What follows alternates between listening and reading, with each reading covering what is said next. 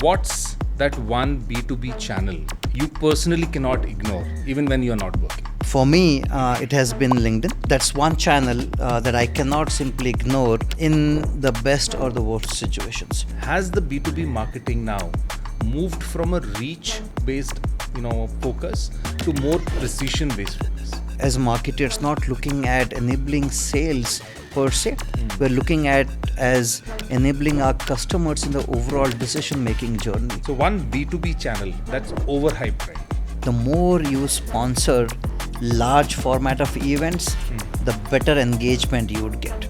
Absolutely a myth.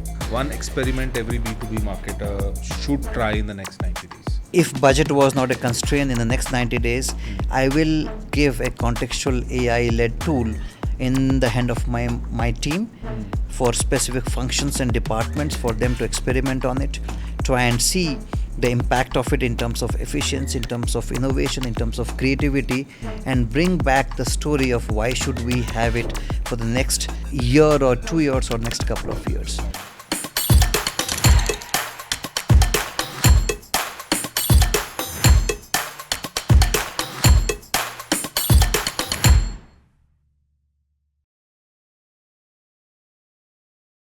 Hello everyone and welcome to yet another episode of B2B Marketing Podcast presented by B2B World Summit and powered by Brand Story Digital. Marketers spend a lot of time in creating the right marketing strategy and the content that can deliver the strategy. However, if the channel mix is not right, all these efforts go into waste. In our episode of Channels That Work Now, we are going to deeper and understand what are the channels that are really helpful in a B2B success. I am your host, Saikat Das Mohanty. Joining me today is Gyanendra N Pati, Senior Director and former Global Head of Marketing and Communications at Acuity Knowledge Partners. A growth-focused marketing leader with 22 plus years of experience in building brands, scaling demand engines and driving commercial success across BFSI, FinTech, ITES and analytics. Hello Gyan. Welcome to the B2B Marketing Podcast. Thank you, Saikat. So happy to be here. Thank you so much for joining us in this podcast series. Before we begin, I have a quick question for you. What's that one B2B channel that you personally cannot ignore, even when you're not working? Fantastic question. I think every marketing leader or a CMO would give a very different answer to this question. Very specific to their customer segments, very specific to the maturity of their organization or their product portfolio, or for that matter, what are they set to achieve in the overall corporate journey. For me, it has been LinkedIn. That's one channel that I cannot simply ignore in the best or the worst situations. Over the years, I have seen LinkedIn delivering significant value for the enterprise and for the marketing team, and has been a significant enabler in our overall go-to-market, in our overall storytelling, in our overall thought leadership, and in our value creation journey. So I see LinkedIn coming in as a strategic, not just only as a strategic channel, but as a strategic platform which significantly influences the overall growth journey of the company. Great. I think that's probably the answer going to be for most of the marketers, because from a B2B standpoint, I think one platform where you can also do a lot of research and meet thought leaders and all of that is LinkedIn. I think today that's one really big important platform that's there. Yeah. Great. And if I could add there, so beyond, there are a lot of marketers who think LinkedIn is a convenient publishing platform, or probably for that matter to drive ads and campaigns. Now, transactional marketing doesn't go very far.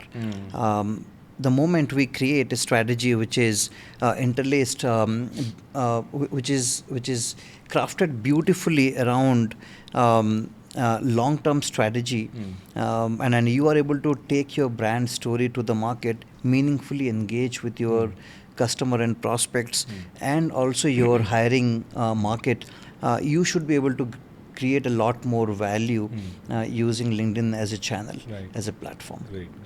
So we'll keep that thought with us, because we're going to delve deeper into that particular conversation in a while. But before we get into that, I just wanted to kind of set up a context. When we, as marketeers, when we go and we ask for common advice, where do we advertise? And the common advice that we generally get is that be where your buyers are. Okay, but in a B2B perspective, it's a very difficult thing to answer, because it's very difficult to actually know where your buyers are. Okay, from a B2B perspective, it would have been a B2C context, it is a very different thing. Okay, also let's be honest with each other, that B2B marketers today are very, very stretched. The budgets are also going down. Okay, we were discussing that a few moment back. And if you look at the attention span of the buyers, it is also going down. Okay, so the real question therefore is not that what is the channel that exists, but I think the question is what channels actually work now. Okay, so from that perspective, if you can share your views on this point, that has the B2B marketing now moved from a reach based focus to more precision based focus? It has always been a right advice to be where the customers are. Yeah. And at the same time, this is also a very lazy approach as well. And from carpet bombing to more precision is where we have to move on as marketeers. So budget are constrained. Customers' attention span are limited. So how do marketers really create the impact within these constraints? So where we really need to arrive at is, how do you create a strategic marketing approach, leveraging channels, leveraging content, leveraging platforms, which delivers the desired impact. It is no longer like it was previously, carpet bombing, which will create the awareness for the brand. It is about how well do you understand the pulse of your customers. At what stage of the buying journey are you able to have the interventions with your customers? You are able to grab their attention, and you are able to have meaningful conversations. You are able to help them declutter the challenges in their mind, and you are able to provide them the right solutions to the extent that they are clear in their mind the next steps and be engaged with you. Right. So we are, as marketers, not looking at enabling sales per se. We're looking at as enabling our customers in the overall decision making journey. Right. So that's where I would arrive at on this point. Precision is absolutely critical at this point in time. Knowing digital as a channel is omnipresent. Content is available across the board, which is confusing the customers and prospects more than delivering value. So for marketeers, it is all about precision in terms of storytelling, precision in terms of identifying the right channels, precision in terms of delivering those content, and able to measure the impact as they engage with the customers through the overall decision journey. Right. So very, very rightly said. When you say precision, it is not about reaching that right target audience. It's also about having the precision in creating the right content, and also building the right storytelling, because all of that together, I think kind of brings your customer engagement to the forefront. So now that we're talking about precision as a key thing, which is very important from a B2B perspective, let's get a little deeper into the platforms, okay, or the channels. So today we'll talk about three most talked about platforms or channels in the B2B ecosystem. So starting with the B2B powerhouse channel, LinkedIn. Okay, you spoke about it. This is one channel that you cannot stay away from. Okay, a great point that you had. But if you ask me today, if I look at LinkedIn, LinkedIn is become very crowded. Everybody is posting. Brands are posting, individuals are posting, there's a lot of content that are going in there. So what LinkedIn had started off with and what today it is, I think it's changed quite a lot. Yes. Okay. So in your experience, do you think with all of this crowd in there, do you think LinkedIn still works, or is working for brands? It will be very convenient for me to blame a channel and blame the algorithm, while my own deeds are not perfect in many sense. LinkedIn as a platform is available to both buyers and the sellers. And it's a platform where I have seen personally in my 2 decades journey as a marketeer, and having created significant impact, having at some point in the time pledge more than 50% of the overall marketing budget on LinkedIn, and modulating those budgets over these years in significant different ways, gathering our resources in a meaningful manner to be able to create the right impact through LinkedIn. Right.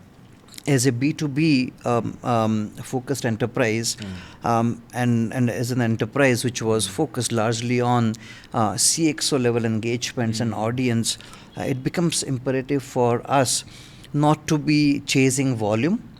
It was very important for us to be able to create value, both in terms of our storytelling, both in terms of our ability to choose the right format of content.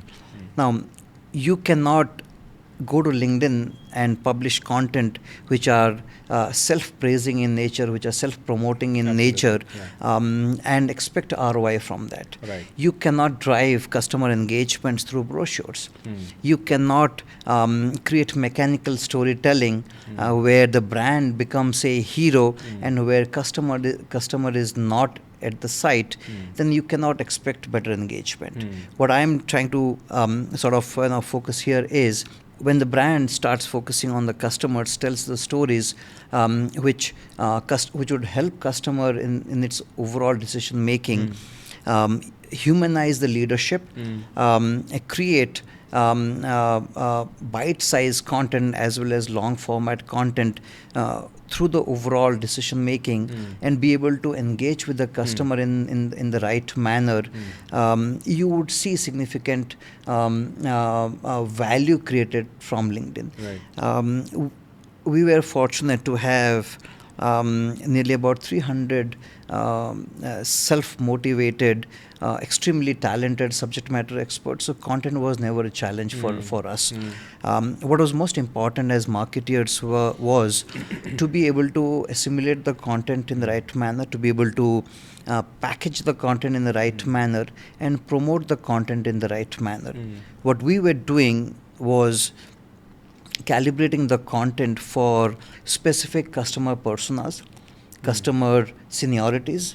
For a CFO audience, you would deliver the content which is meant for the CFO audience. For a CMO audience or a COO audience, you would deliver the content that is apt for that sort of profile. We were able to segregate the content. We were able to leverage the power of AI to be able to create more contextual content, tag it, and create bite-sized content as well as long format of content, depending on what was required in the overall go-to-market. And at the same time, LinkedIn provided us with a great deal of insights on how each piece of content, how each format of content, how each content performs across geographies, across customer segments and sub-segments. So we were able to curate and take the right measures in terms of making content effective, rather than, as I said, going back and blaming the algorithm and the platform. The challenge is in marketers to be able to look within and make those changes. Got it. Following up on that point, very, very valid point you mentioned about profiling the leaders and creating the right content. So do you think on a platform like LinkedIn, people are now trusting more when individual voice is there, or a subject matter expert is there talking about things, or it is when the brand pages talk about it? So where do you think the trust is really building with? The trust is really built when you humanize leadership, when you humanize your employees, when you humanize the actual subject matter experts who are there during client conversations. Right. You also build better trust when you are able to create an ecosystem of influencers and customers and brand advocates right. between your customer ecosystem or prospect ecosystem, and let them also share their voice and stories, which helps in overall storytelling. Got it. What I have seen, and we always try to consciously avoid, is to unnecessarily make the brand the hero and self-serving advertisements on not just only LinkedIn, on any platform. It doesn't go very far when it is a self-serving campaign. You probably would be able to create short-term impact and visibility, but it doesn't lead to long-term engagements and ROIs. So if I have to summarize from a LinkedIn perspective, I think what you're trying to say is that, and what your experience is that, humanizing the content with, the individual voices and experts is more important, rather than making LinkedIn a billboard kind of a thing where I just put on ads, which doesn't work. But I think it is the voices, it is the experts that are talking about, which really, really helps in. One is, obviously, it is also precision in terms of reaching the right audience, because the audience is going to interact, and also builds trust for the brand. Absolutely. Great. I'll just add probably a point or two here. What the customer is expecting from service providers is, do we understand their pain points? Do we have an opinion which is a solution for them? And they would like to see those solutions come in our voice, in our content, in our advertisements, in our content that we publish. A brand is not a brochure. A brand is not a banner. A brand is a lot more than that. Correct. Thanks for those insights on LinkedIn. I think we kind of aligned on that. Now let's go to one of the another platform or channel, which is a very talked about platform. Okay, and I've been to multiple B2B forums lately, and this comes up everywhere. Video.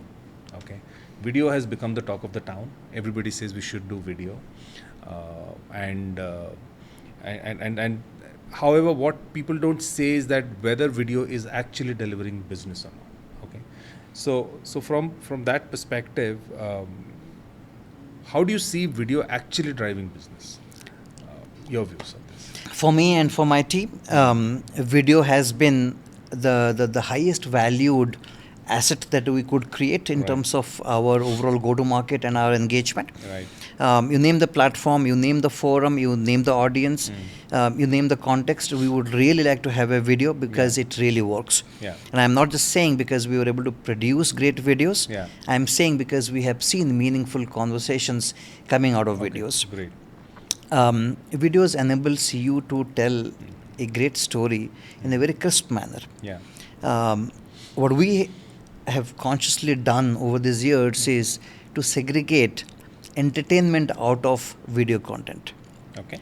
We were always trying to find the right context, the right value for which the video is created.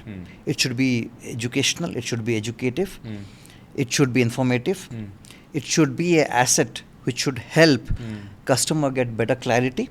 It should create more curiosity in their mind. It should be something which will have a certain call to action attached to it. It should be in different formats. And then videos allows you to tease on the curiosity of your customers by making the smaller format of videos. These are the teaser videos. These are the ones which are brilliant interventions in specific channels. Right. And then you move into the longer format of videos which are far more engaging. These are the ones which really helps the customer get maximum clarity on what the brand is trying to say and validate through these videos whether to engage with the brand or not. So for us, videos were the go-to format of content apart from print content or other digital content. we could use it across different functions within marketing, be it event, be it website and digital, be it on social media platforms, be it on campaigns, be it on earned media, paid media, any media for that matter. I'll talk a lot more about how we were using videos as a strategic asset across different platforms. But to answer your question, video was significant in terms of our overall go-to-market and value creation. Great. When we look at videos as an educational thing, just a thought. You mentioned that you've kind of looked at video more from an educational side. You cut the entertainment and made it more educative. Don't you think in a world where the attention span has gone down, okay? Don't you think a pure play educational kind of a video might not have the right impact? views? Yeah, the right impact. Absolutely. A little bit of impact, a little bit of entertainment in that will really add value. So absolutely. So I want to make myself very, very clear. We are talking about segregating vanity out of value. Yeah.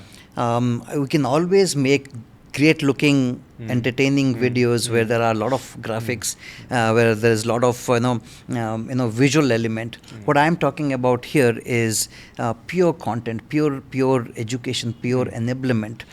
We are talking about how clearly you understand the customer's pain point. Got it. Now, if you are able to deliver value, you will be able to grab the attention span. Right. Where you will lose attention is when it is more of entertainment rather than the value add. So consciously you have to do the scripting and story and storyboarding in such a manner that it is able to engage with the audience in the right manner. And again, it is worth mentioning here, across customer decision journey, especially towards the mid and the bottom of the funnel, customer is very keenly engaged to validate a partner or a vendor or a service provider, and are willing to understand how deeply they understand our context and our requirement. And some of this content can actively as well as passively help them take a better decision before they come onto the discussion table to ask you those leading questions which would help them in terms of taking the right decision. So to me and for me, and not just only saying as an opinion, but we have seen some of the videos working really wonderful in a wonderful way to be able to create the awareness that was required, to create the clarity that was required. And then of course it becomes very easy for the inside sales team and the sales team to cover the last mile when your customer is already coming with a lot of conviction that they want to engage with you. So it plays a significant role. Great. In fact, that was my next point in terms of the buyer journey, the role of video in buyer journey, which you have kind of summarized very well. So obviously, video plays a good amount of role in across every stages of the buyer journey, starting from awareness, where you probably have a different kind of a content, which is more, might not be educative, but more, I would say, more informative, and then across the buyer journey, it keeps on changing. Great. So I think interesting points that you put on video. You touched upon short form, long form videos also, and where it can be used. I think those are good points. So with that, I will now move on to our next most talked about platform, and I think this became a rage after 2020. After COVID, actually, it became a big thing, and that's webinar. Okay, and it also came because physical events were not happening, and physical events which were very, very sales led. It was a sales led kind of a event where salespeople used to meet the prospective customers and and used to create a lot of business out of that. Now, what we're hearing is that webinar is dead. Or do you think we are not doing it, or we're just doing it wrong? What are your initial views on this? You must be doing it wrong because webinars are very much there. Yeah. Yes, webinars are dead, the bad webinars are dead. Okay. You need to rethink and imagine webinars in the context of the present times. Yeah. Yes, you are right. Pandemic accelerated brands leveraging webinars because physical events were not there. In the process, everybody went about creating a lot of webinars. Many of them slide led, a lot of them sales led, a lot of them trying to grab as many prospects as possible into 30 minutes, 45 minutes, and trying to pitch their service offerings. What I have seen to work really is a strategically thought about webinar, which is more customer centric, which is planned for different points across the buyer journey to work very well. The content delivery, the participants. When you look into a webinar in its traditional format, that may have changed. Yeah. Webinars have become a lot more of expert conversations. A lot of conversations in webinars are led by your existing clients, by subject matter experts. Yeah. They are led by influencers, those who understand the challenges, and they are able to sort of bring an unbiased view. A lot of webinars I have seen is modulated and sort of driven by, as a B2B CXO focused marketing team, I have seen webinars working wonderful for us. We have experimented. We have taken huge amount of creative measures in terms of making our webinars and the content we produce through our webinars a lot more meaningful. A lot less of those were sales led or salesy in nature. We always had a thought leadership approach towards our webinars. We have leveraged the great connects and advocacy of our clients to become the leading spokesperson during those webinars. Right. We were trying to delve on the larger industry and contextual problems rather than making or using webinars as a sales platform. Right. What we have also done was we never used to focus on the number of registrations as a yardstick to measure the success of a webinar. We are looking at engagement, we are looking at follow-ups, we're looking at how many solid prospects the webinar was able to generate in terms of follow-ups. How many engaging conversations are we having 30, 60 and 90 days since the launch of the webinar. And we're also looking at, in a very meaningful way, the depth of the customer engagement. Right. What that means is, rather than having 200 or 300 logos in your webinar, you might as well just have only 20, but you have got more people from the same enterprise come and join, so that you are able to go deeper and wider into your accounts rather than spreading yourself too thin among your customer base. So it was always about webinar being done in a very precise manner, on a very specific set of for a specific audience in a specific context that made it a lot more meaningful. Got it. That's a very important point that you mentioned, because what I have seen is on webinars, we always go after registrations. How many people are attending the webinar? But the question is that how many of those people who are attending the question are really engaging and are actually my customers? Yeah. And what you mentioned here is that, going after being very precise in terms of the content, in terms of the in terms of the the audience, and therefore be able to not just have a lot many people, but have a very limited people, but at least which will something come out as a business for me in the near future. Absolutely. Okay? So I think that's a very, very good thing, and if you're doing that as in a webinar format, I think that really works for brands. Yeah. Great. And on this topic, while you spoke about webinar and which has worked for you, so just what makes people actually wait till the end of webinar? People don't have time. Okay, webinars are generally about an hour or probably a little lesser. Yeah. So what does it take Yeah. to make people stay for so long? Yeah. So there are no takeaways for the audience, Right. unlike events where you get a goodie bag or you get souvenirs. You don't Yeah. get it in the webinar, but you do get a engaged audience if you are able to sort of tease into their thought process. You are able to engage them in a meaningful manner. Say, for example, audience questions. Yeah. Creating polls in between, and then sharing facts as you go through the webinar. You do live polls and share it with them as you go through the webinar, and towards the end you sort of launch a probably a white paper or launch something else, or make a major announcement around something that you are coming up in the near future.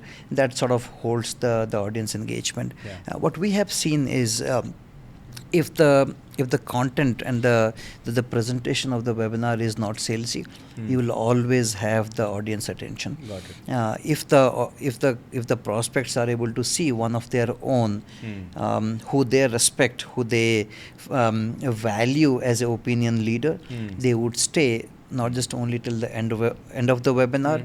They would be open to follow-ups as well. Right. What we have done, and we have done in a brilliant way over the last decade, was trying to get the feedback of our attendees during the course of the duration of the webinar. We have never kept our webinar for 60 minutes. It was always a 30 minutes plus 15, where you would have time kept for audience Q&A as well. Okay. And not just only make them feel valued, but also learn from the questions they are asking. Right. Because somewhere within those questions is a pain point, which becomes a significant hook for the sales team and the inside sales team to follow up on. So the questions the audience is sending over during the course of the webinar is far more valuable than anything else for me. Got it.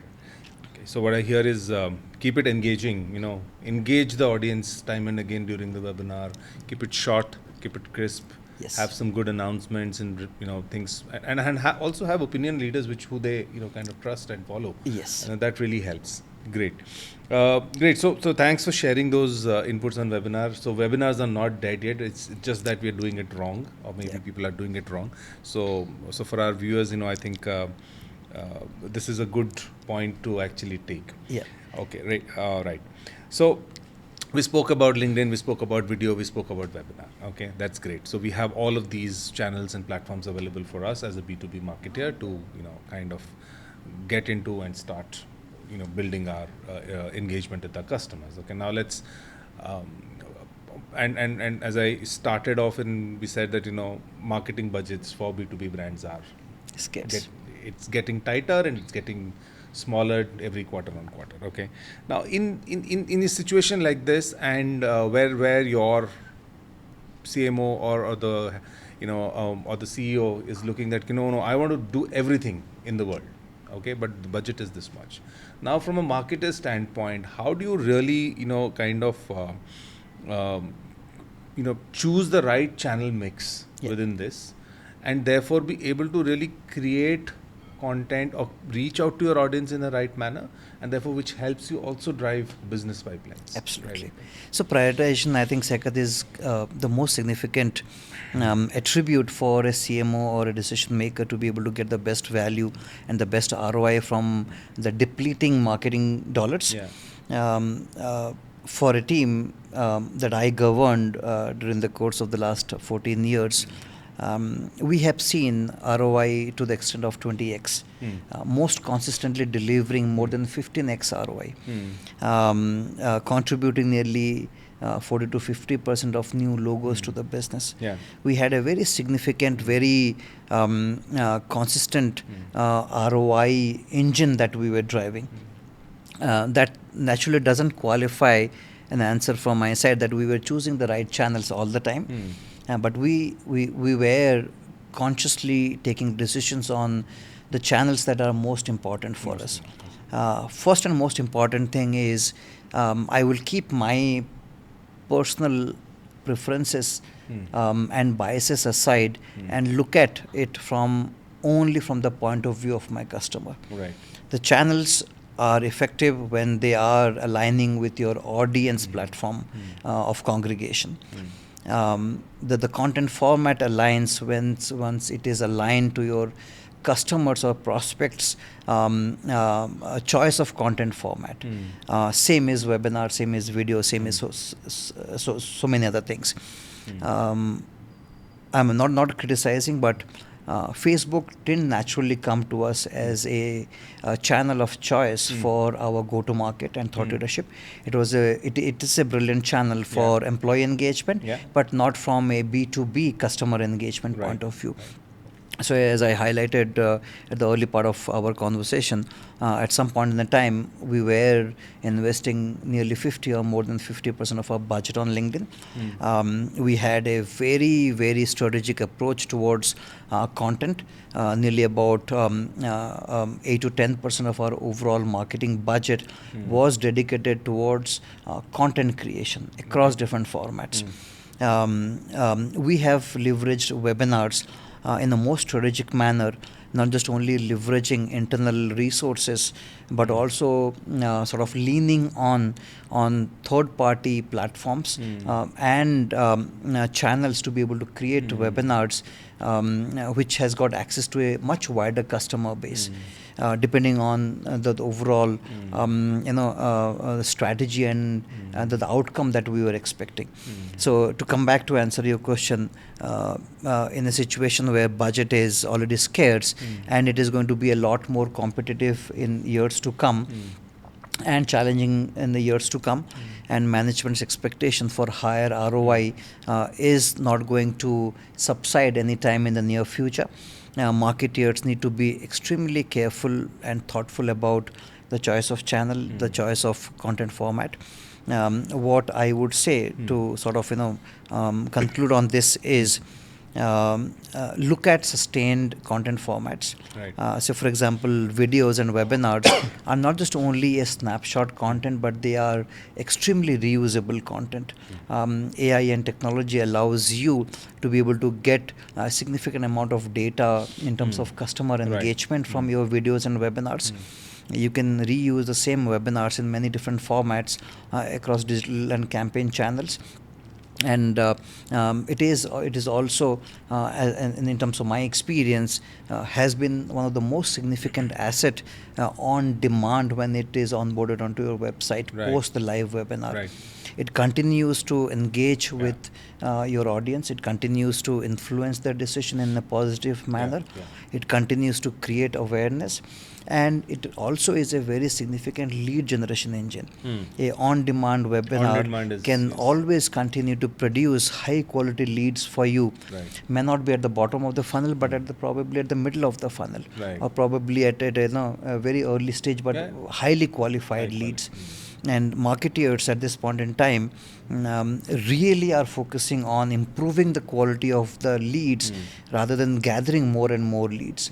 The efforts to be able to convert a high quality lead into a high ROI marketing function is a lot more better, and you have got higher probability of actually succeeding when you are actually winning high quality leads rather than high volume of leads. Got it. Especially knowing the fact that conversion rate ranges in between 5 to 8%.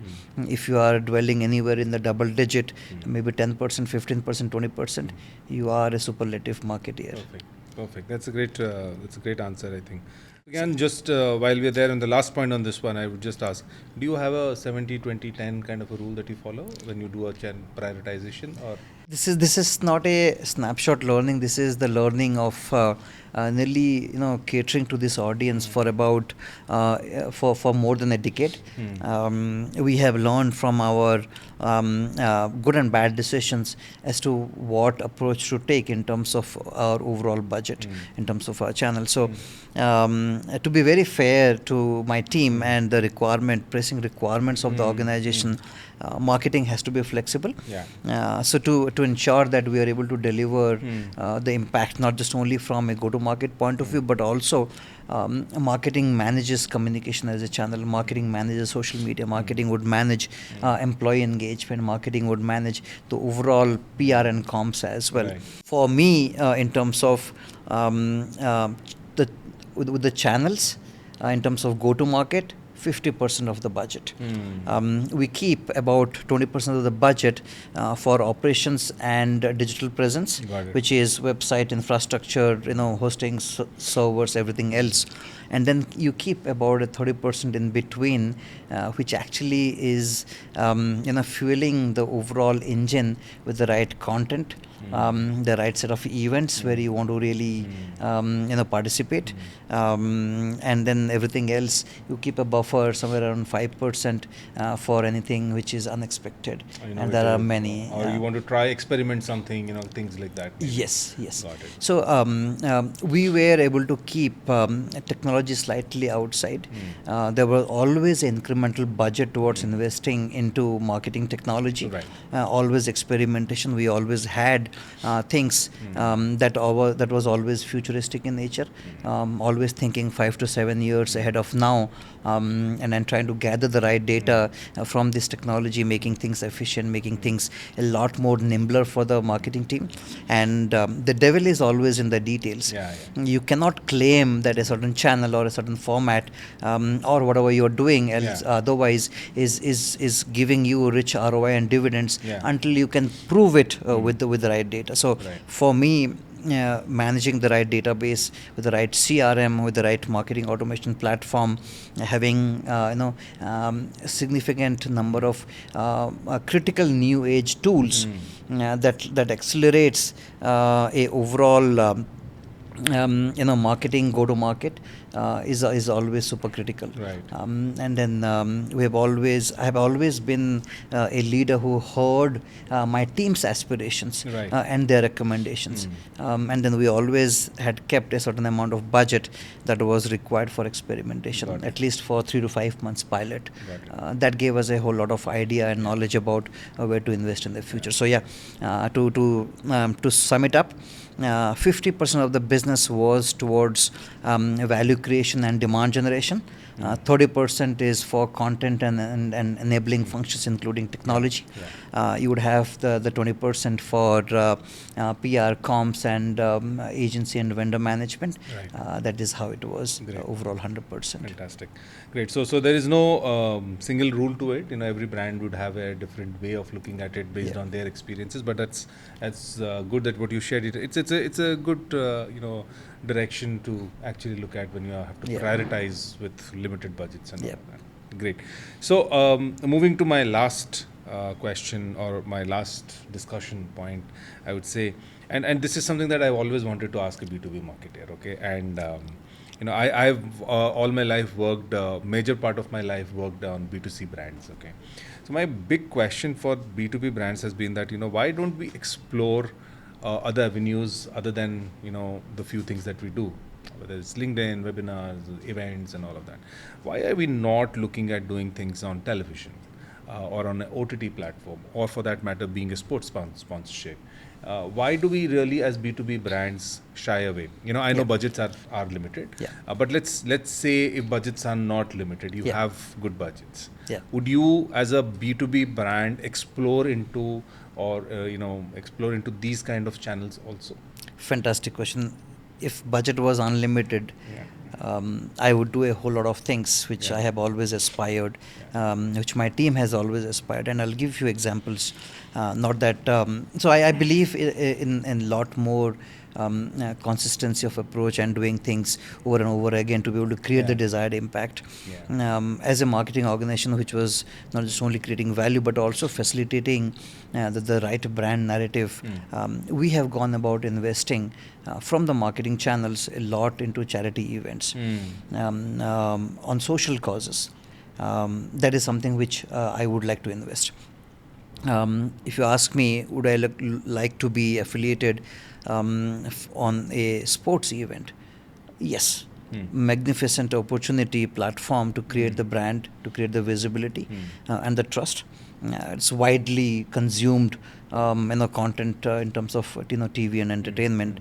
But that requires looking at a budget at a different scale altogether, which is not always possible. We have tried to experiment on few other channels apart from our traditional channel. OTT doesn't come naturally in terms of our overall audience engagement, but we have found investing and sponsoring social causes, charity events, golf tournaments to be extremely productive and beneficial, not just only in engaging with the audience, but also from a overall brand equity point of view and visibility point of view as well. So that has worked best. TV we have not experimented. They maybe in the future, if there is a context towards it, absolutely, why not? Perfect. I think great point. It's always good to explore, and obviously these platforms are already there, because as an audience, whether it's a B2B audience, he's also, a B2B audience is also consuming content in these platforms. Okay, so great place to be there. In fact, there are some really good examples like Accenture. It's also a B2B kind of a brand, and they do a lot. And I'm not saying they're doing a lot on television from just doing a lot of advertising, but they are very strategically present. They have strategically partnered in sports tournaments. I think, if I'm not wrong, they partner with tennis as a tournament. Okay, and they do a lot of golf events. So I think from a strategic partnership point of view, I think these kind of things are possible to do from a B2B perspective also. We should not shy away from that. So organization with deeper pockets and of course a strategic vision. We have seen a lot of India ITS companies collaborating for the larger tennis tournaments, other sports as well, marathons, if you name TCS it. Is the biggest marathons are sponsored by some of the other biggest Indian brands. So endorsement and branding in significant sporting events of this magnitude goes a long way in creating the global brand and visibility. And then marketers have to step back sometime and think beyond just ROI and value creation. Yes, absolutely. And then for a sustained brand visibility, you need to be present in some of these places. And I absolutely agree that if budget permits, I would never shy away from investing into some of these biggest investment sporting events. Fantastic.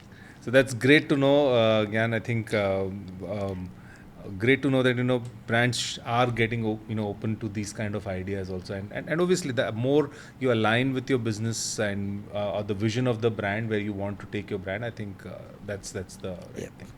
Now before we wrap up, I have a quick rapid fire for you. Okay, three questions.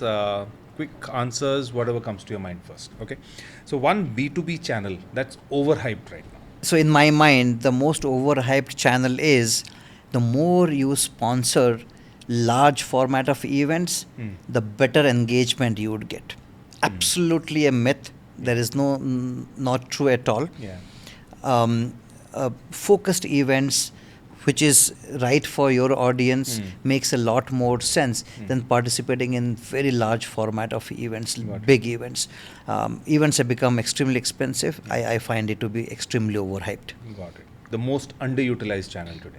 The most underutilized channel in my mind as a brand marketer is that brands are not utilizing and leveraging the senior leadership as a voice for the brand.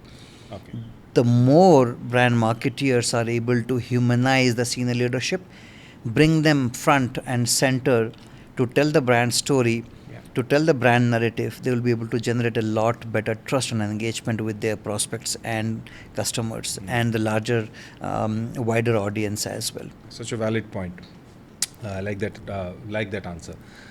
So last one experiment that every B2B brand should do, try to do in the next 90 days. If budget was not a constraint in the next 90 days, I would really like to give a contextual AI-led tool in the hand of my team for specific functions and departments for them to experiment on it, try and see the impact of it in terms of efficiency, in terms of innovation, in terms of creativity, and bring back the story of why should we have it for the next year or 2 years or next couple of years. Got it. Thank you, Gyan, for sharing that quick rapid-fire answers. I think very, very good answers, and sharing insights on this topic that we had discussed today. Very, very insightful. And my key takeaway, if I have to summarize the entire discussion, so what I take from here is that B2B brands are winning today. Primarily because they aren't trying to be everywhere. It's precision is what they're following, and they want to be very precise in terms of the audience they want to reach, in terms of the content that they want to create. Yeah, so that's being very focused. They understand their buyers' need and all, and that is why they are creating the right content and the right messaging for them. And they're also investing in the right channels, okay, and not just going everywhere and investing. Okay, so that's what is happening today, and I think more and more B2B buyers are going to be, or marketers are going to focus in this direction going forward. Any last thoughts for our viewers? Thank you, Saikat. It was pleasure having this conversation with you. So, to my fellow marketeers, the assimilation and the message from my side is the next 36 to 48 months are going to be extremely crucial. Innovation, technology, and constraints are going to become a lot more intensive. Believe in the strengths that you have within your teams and within your departments, and be mindful about the challenges that you had and then the constraints you have. Focus on the team and the capability of the team. Try and focus on few innovations and experimentation every now and then, because that is going to teach us the best lesson on what to do and what not to do, and what to do more of as we move forward. Otherwise, it was a pleasure having this conversation. Thank you so much for having me. Perfect. Pleasure is all ours. And thank you so much for sharing your insights. For our viewers, thank you for tuning in to the B2B Marketing Podcast. For more such insights and conversations, join us at the B2B World Summit and Awards on 20th March in Bangalore. Until then, be smart about your channel mix. Keep focus on what truly works for you. Because in marketing, just like in life, no two fingers are the same. Thank you.